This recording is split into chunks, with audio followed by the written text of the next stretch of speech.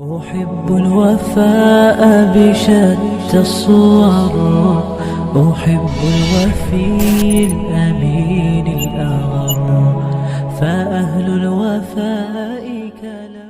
ارشاد فرمایا جو اللہ سے ڈرے اللہ اس کے لیے راستے کھول دیتا ہے، اور اللہ اس کو وہاں سے دیتا ہے جہاں سے اسے گمان بھی نہیں ہوتا. وَمَن يَتَوَكَّلْ عَلَى اللَّهِ فَهُوَ حَسْبُهُ، اور جو اللہ پر بھروسہ کرے اللہ اس کے لیے کافی ہو جاتا ہے. اس کی ضروریات کا وہ خود کفیل ہوتا ہے، اور اس کے کام اس کے ذمہ کرم پہ ہوتے ہیں، وہ ہو کے دیکھے اس کا. تو جو اللہ سے ڈرے اللہ اس کے لیے راستے بناتا ہے.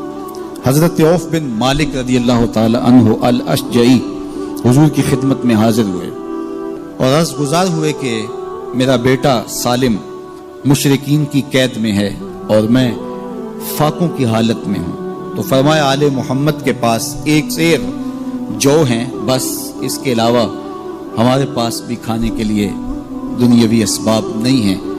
کہا صبر کرو اور اللہ سے ڈرو، اور لا حول ولا قوت الا باللہ کثرت کے ساتھ پڑھو.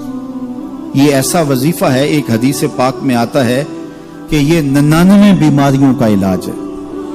اس میں سب سے کم درجے کی بیماری ہم اور غم ہے. یہ دکھوں کا مداوع ہے، مشکلات کا علاج ہے، اور یہ وظیفہ میرے حضور نے بتایا. حضرت ابو ذر غفاری رضی اللہ تعالیٰ عنہ کو حضور نے 5 چیزیں بتائی تھی. ان میں سے 5ویں چیز یہ تھی کہ ابو ذر کثرت کے ساتھ لا حول ولا قوت الا باللہ پڑھا کرو. فرمایا عرش الہی کے نیچے ایک خاص خزانہ ہے، یہ وظیفہ وہاں سے آیا ہے. یہ زندگی میں معمول بنا لو، جب پھنس جاؤ مشکلات میں آ جاؤ تو لا حول ولا قوت الا باللہ پڑھو، اللہ راستے کھولے گا. تو حضور نے 3 چیزیں فرمائی، اللہ سے ڈرو، صبر کرو، اور کثرت کے ساتھ لا حول ولا قوت الا باللہ پڑھو.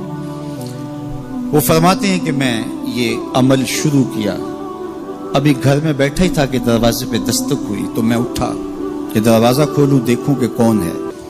تو دروازہ کھولا، دیکھا میرا بیٹا کھڑا ہے اور اس کے پیچھے 100 اونٹ کھڑے ہیں.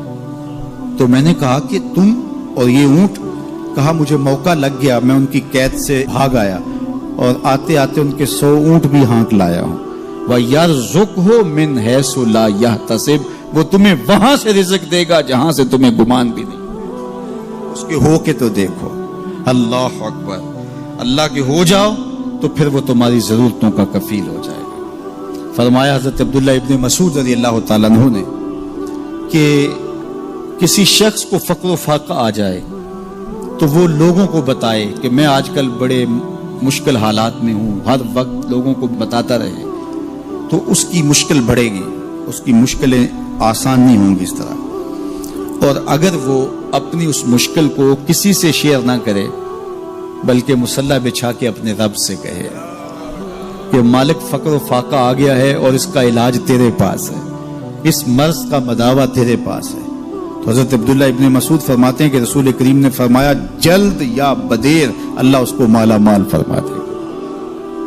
یہ بھی کبھی کر کے دیکھو.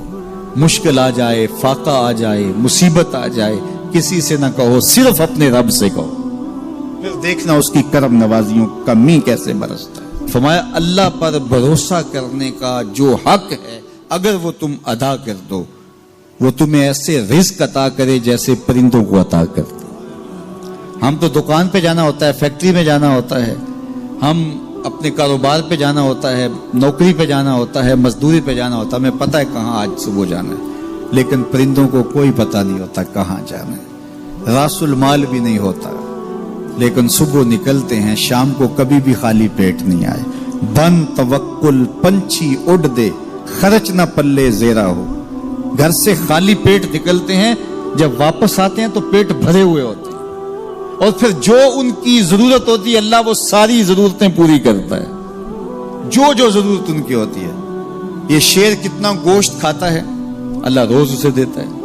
یہ ہنس روزانہ سچے موتی کھاتے ہیں، اور آپ مارکیٹ میں لینے جائیں لاکھوں روپے لگا کے تولے ماشے کے حساب سے آپ خریدتے ہیں، پھر بھی آپ کو یقین نہیں ہوتا کہ یہ سچے ہیں یا 2 نمبر ہیں.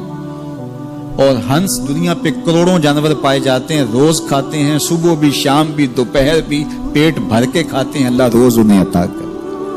کہا اس پہ بھروسہ تو کر کے دیکھو، وہ تمہاری ضرورتوں کا کفیل ہوگا، اس پہ بھروسہ کرو گے وہ تمہیں وہاں سے دے گا جہاں تجھے گمان بھی نہیں ہوگا۔